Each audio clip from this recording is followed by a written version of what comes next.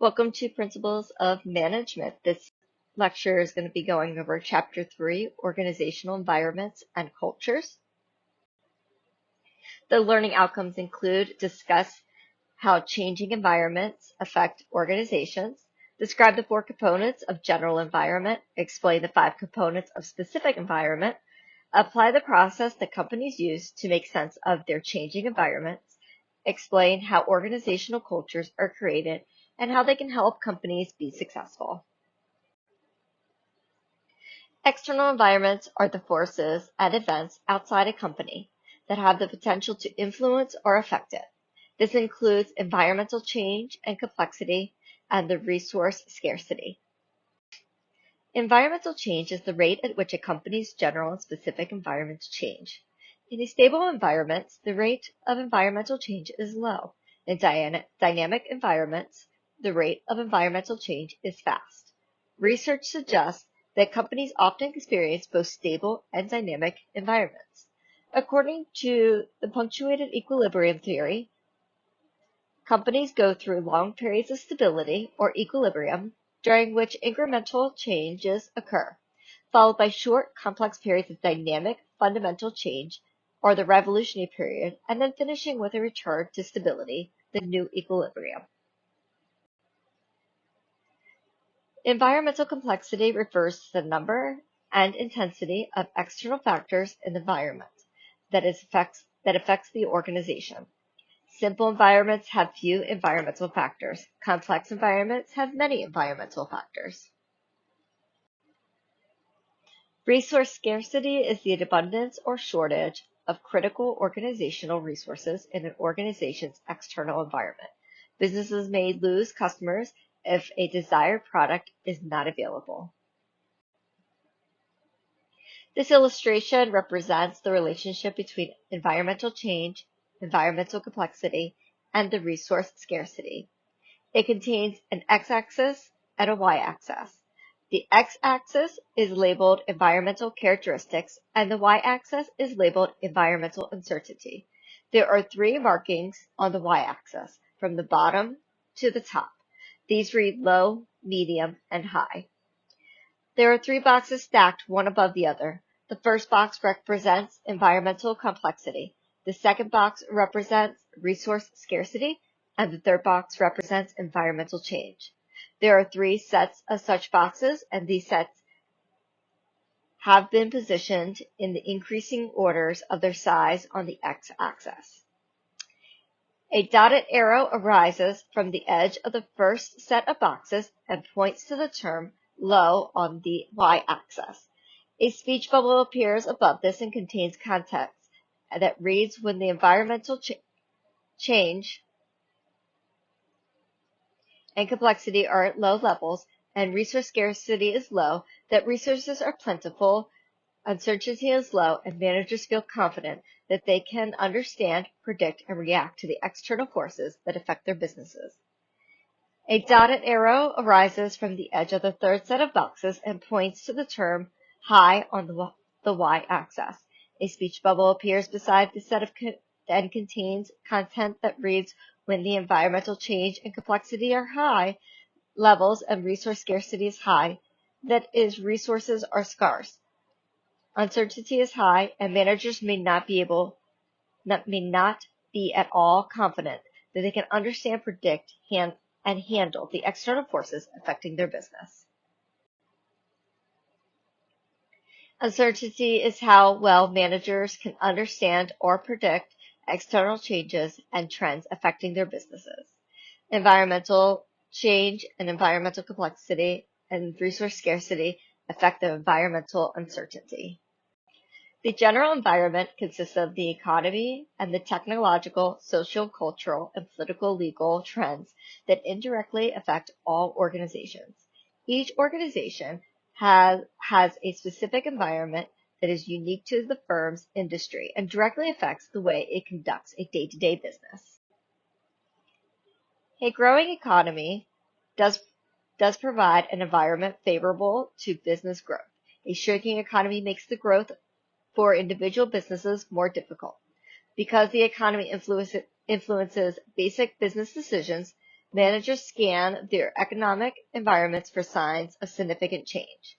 Economic statistics can be poor predictors of future economic activities. Managers track business confidence.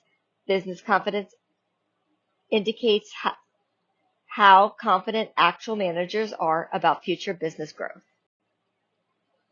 Technology is the knowledge, tools, and techniques used to transform inputs into outputs. Changes in technology can help or threaten companies. The socio-cultural component of general environment refers to demographic characteristics, general behavior, attitudes, and belief of people in a particular society. Changes in trends influence organizations in two ways.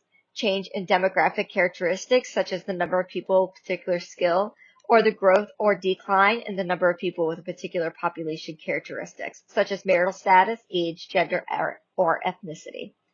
This affects how managers run their businesses. Social culture change in behavior, attitudes, and beliefs also affect the demand for businesses, products, and services. The political and legal components of general environment includes the legislation, regulation, and court decisions that govern and regulate business behavior. New laws and regulations continue to impose additional responsibilities on companies. Managers should stay informed about the laws, regulations, and potential lawsuits that could affect their business.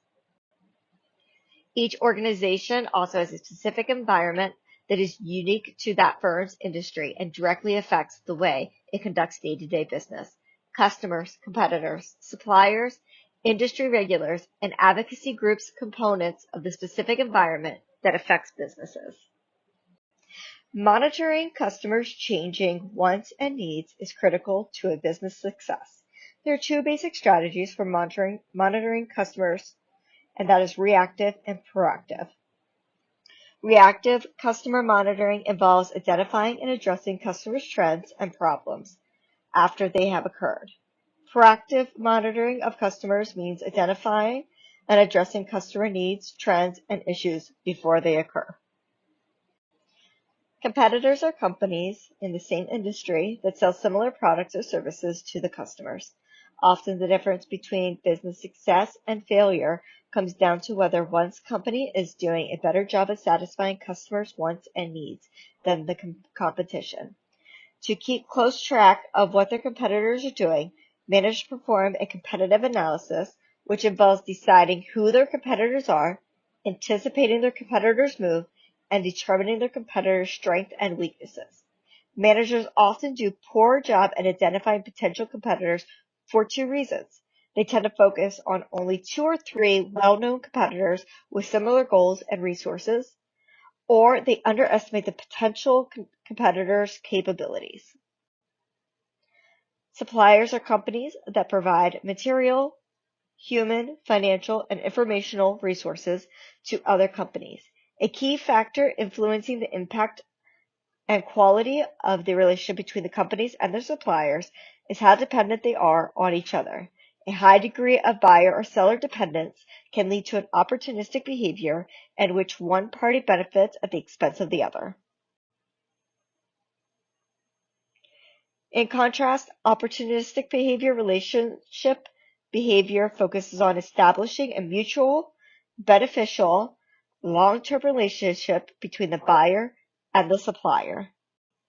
The industry regulation component consists of regulations and rules that govern the practices and procedures of specific industries, businesses, and professions. Regulatory agencies affect businesses by creating and enforcing rules and regulations to protect consumers, workers, and society as a whole.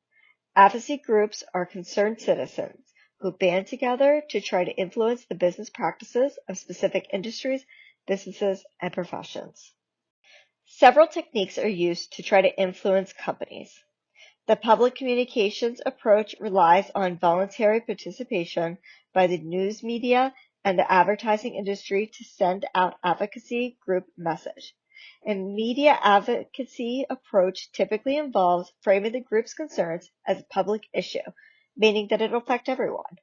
exposing questionable, exploitative, or unethical practices, and creating controversy that is unlikely to receive extensive new coverage. A product boycott is a tactic in which an advocacy group actively tries to persuade consumers not to purchase a company's product or service.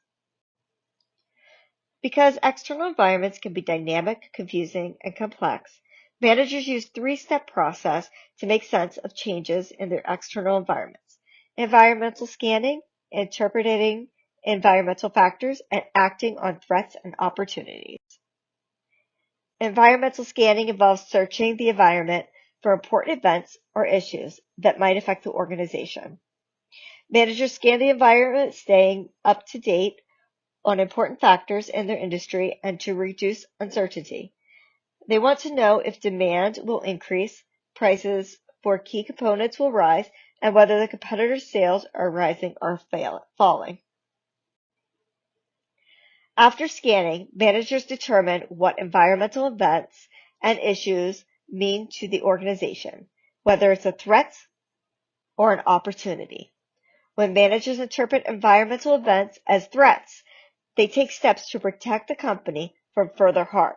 When managers interpret environmental threats as opportunities, they consider strategic alternatives for taking advantage of those events to improve the company's performance.